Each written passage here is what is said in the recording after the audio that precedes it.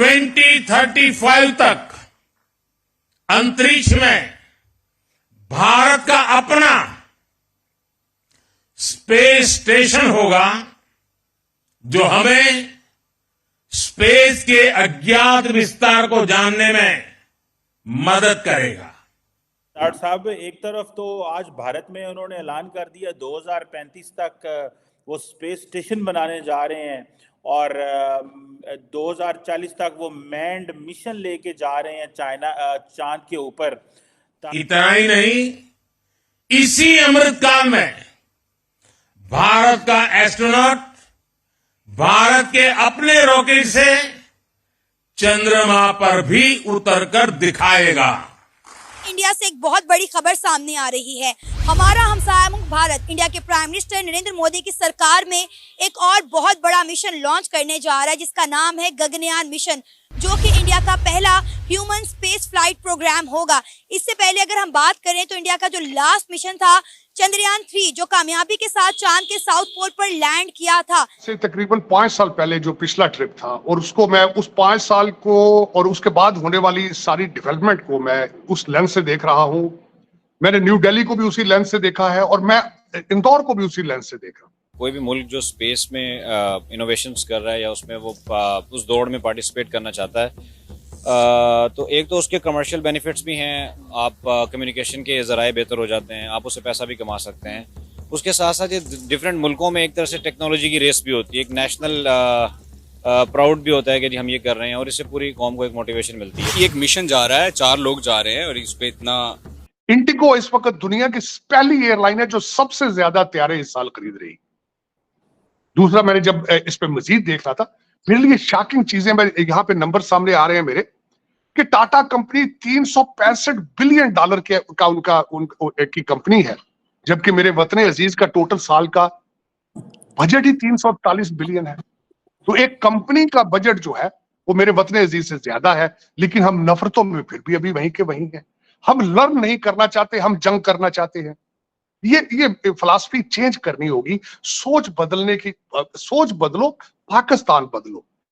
जिस तरह मैंने उसके साथ अगले दिन भी बात की है कि 1990s में भारत के पास सिर्फ 2 हफ्ते का के प्रोजेक्ट चीजें परचेज करने का की रकम मौजूद थी।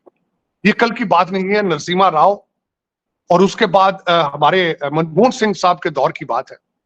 लेकिन आज देखें, आज के इतने 1990 से और आज के इंडिया, आज के भारत में क्या फर्क नजर आ रहा है। ये सोचना होगा कि हम कहाँ जा रहे हैं, हमारी डेस्टिनेशन क्या है। हमें जंगों से निकल के आईटी इंफॉर्मेशन टेक्नोलॉजी पे जाना होगा। हमें सीखना होगा कि दुनिया तरक्की किस तरह कर रही है। हमें गैरिजन स्टेट से निकलकर एक्सपोर्ट स्टेट बनना होगा। हमें गैरिजन स्टेट से निकल के बच्चों को मैथ और इंग्लिश पढ़ाना होगा, वरना गुजारा नहीं है। आपने आज की जिस तरह एक मिसाल हम दे रहे थे भी कि किसी खातून के लिबास के ऊपर सिर्फ हलवा लिखा हुआ था, जिसका मतलब है खूबसूरत या मीठा होना, खूबसूरत। तो आपने किसी एक मेरा पाकिस्तानी वतन अजीज का भाई पिस्तल लेके वहां पहुंच गया, कहता मैंने अभी इसको गोली मारनी। ये किस मजहब में आपको इसकी चीज की इजाजत है कि किसी को मार के, किसी जानवर को भी मार के आप खुदा को खुश करने का आपका प्लान है? ये किस तरह पॉसिबल है? मैं ये समझता हूं कि अगर दुनिया के किसी मजहब में भी अगर ये चीजें चल रही हैं, you need to understand that religion. आप उसकी फिलॉसफी को समझ नहीं पा रहे हैं। और ये जो जिस तरीके से हो रहा है, और जो खास कर ये रेडिकलाइजेशन का जो आइडिया इटसेल्फ है, इट इज हर्टिंग 1.9 बिलियन मुसलमान। आप ना सिर्फ पाकिस्तान में 1.9 बिलियन मुसलमान हैं।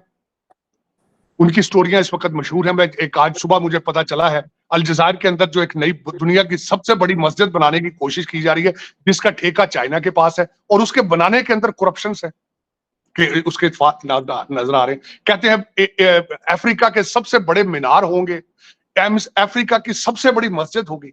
जब वो मस्जिद को मैंने उसकी देखा, साथ ही मुझे इलामा इकबाल का शेर नजर आ गया कि मस्जिद तो बना दी पल भर में ईमान की हरारत वालों ने, मन अपना पुराना पापी है, बरसों में नमाजी बन न सका।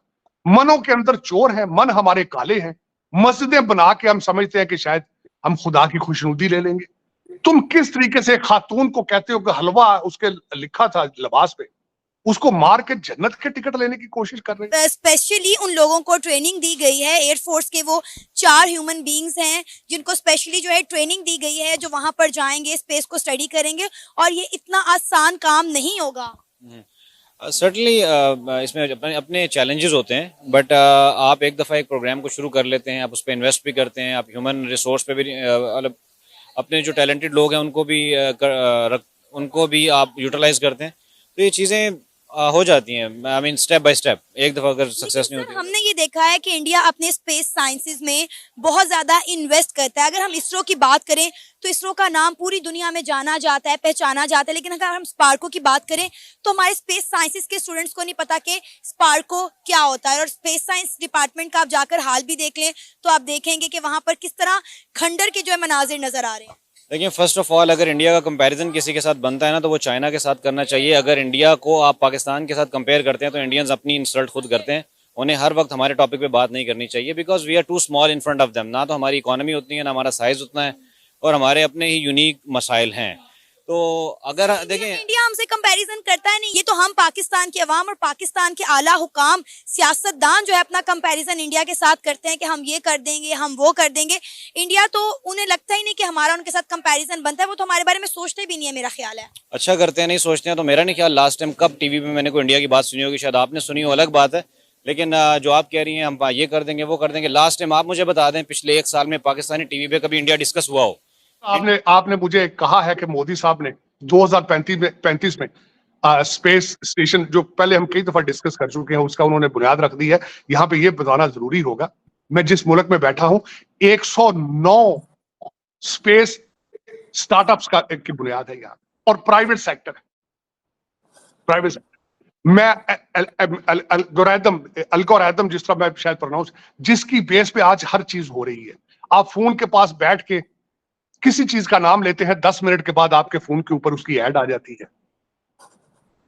आप उन सारी चीजों को छोड़ के उस तरफ मूव होने से आज आप ये बिलीव करते हैं कि पीटीआई के बक्सों में फरिश्तों ने वोट डाल दिए, और वो फॉरेन ग्रेजुएट है।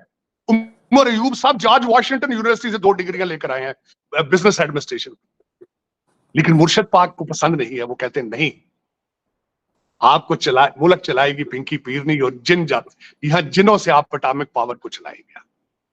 और खुदा दा नाजिस मुल्क पे तरस करो यार, तरस करो। 250 मिलियन लोगों पे तरस करो यार। दुनिया जिस डायरेक्शन पे जा रही है, आप जा रहे हो उनको लेके गजा की जंग की तरफ लेके जा रहे हो। अब ये दौर नहीं है। आज लोग जंगे नहीं करते, जंगे भी अब ड्रोन से हो रही हैं, अनमैन्ड ड्रोन चला रहे हैं जंगे।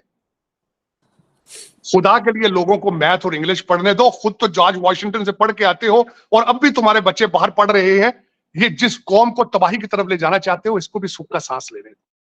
2 नेशन थ्योरी थी, मैं आज जिस मुल्क में बैठा हूं मानता हूं 2 नेशन थ्योरी थी। आपने कहा था भी इस मुल्क के साथ हमारा गुजारा नहीं है, लेकिन अब उसी पे चलते रहना। आपने बुनियाद रखी थी कि एक मुल्क के साथ हमारे इन लोगों के साथ नहीं गुजारा हो रहा। 76 साल के बाद सर्कमस्टेंसेस चेंज नहीं हुए आपके। आप मुझे ये बताएं, ठीक है छोड़ दे भारत की, मुझे तो आप किसी ने अभी डिस्क्रेडिट कर देना कि शायद ये रा का एजेंट है, ये आईएसआई का एजेंट है। कई मेरे हिंदुस्तानी भाई यहां भी ये कह रहे हैं कि आईएसआई, ये डीप स्टेट आईएसआई का एजेंट है। क्या फर्क पड़ता है? कुछ दुनिया में मैंने देखा है चीमा साहब, 5% लोग होते हैं, उनसे आप you can not deal with them. Her community के अंदर 5%, कुछ परसेंटेज ऐसे लोग होते हैं जो they are born negative, they are not worth paying any attention, और मैं उन पे अटेंशन नहीं पे करता। मुझे ये बताएं, ठीक है एक साइड आप कहते हैं इनसे नहीं चलना, आप अपने जिस मुल्क के लिए आपने सारा कंट्री जला दिया, वो आपसे खुश है? अफगानी भाई आपसे खुश है? नहीं खुश है। ईरान के साथ आप खुश हैं? नहीं खुश हैं। चाइनीज आज आप IMF के कंधों पे चढ़ गए, वो खुश है? वो भी खुश नहीं है। लेकिन आप जाना कहां चाहते हैं? डायरेक्शन क्या है? चले उस पर तो मजीद बात करते हैं, लेकिन जिस शहर में बैठा हूं खासकर उसके बारे में मैं समझूंगा कि बताना जरूरी है अपने देखने वालों को। इस शहर जिसमें बैठा हूं, जो जहां बड़ी बड़ी पर्सनैलिटियां यहाँ पे जो पैदा हुई हैं, मैं समझता हूं उनका नाम लेना बहुत जरूरी है। एक तो यहाँ पे डॉक्टर भीमराव अम्बेडकर, जो कि जिन्होंने कॉन्स्टिट्यूशन लिखा। माओ के करीब यहाँ पे एक बहुत बड़ी छावनी है वहां, अब तो उसका शायद नाम भी चेंज कर दिया इन्हीं पे, भीमराव पे। लेकिन वो यहाँ पैदा हुए। मैंने देखा हर दूसरी जगह के ऊपर, बल्कि हर दूसरे शहर के अंदर उनके स्टैचूज लगे हैं। मैंने कई स्टैचूज कल मैं रात को यहाँ पे फूड स्ट्रीट पे भी गया, जिसको सराफा बाजार कहते हैं। वहां गया, दिन में वहां पे ज्वेलरी की दुकानें होती हैं, लेकिन शाम को वहां पे फूड शॉप थी। तो मैं वहां जब गया तो एक्सपीरियंस की फूड, वहां पे मैंने चाय पी, वो जिस तरह पाकिस्तान में वो तंदूर के अंदर वो चाय बना के देते हैं। Was very nice experience. मटका चाय कहते हैं हम। मटका चाय, वो उसको मैंने कल ट्राई किया वहां पे। और कई यहाँ पे मैंने पान देखे, कई मुख्तलिफ रंगों के, मुख्तलिफ दुकानें देखी वहां पे।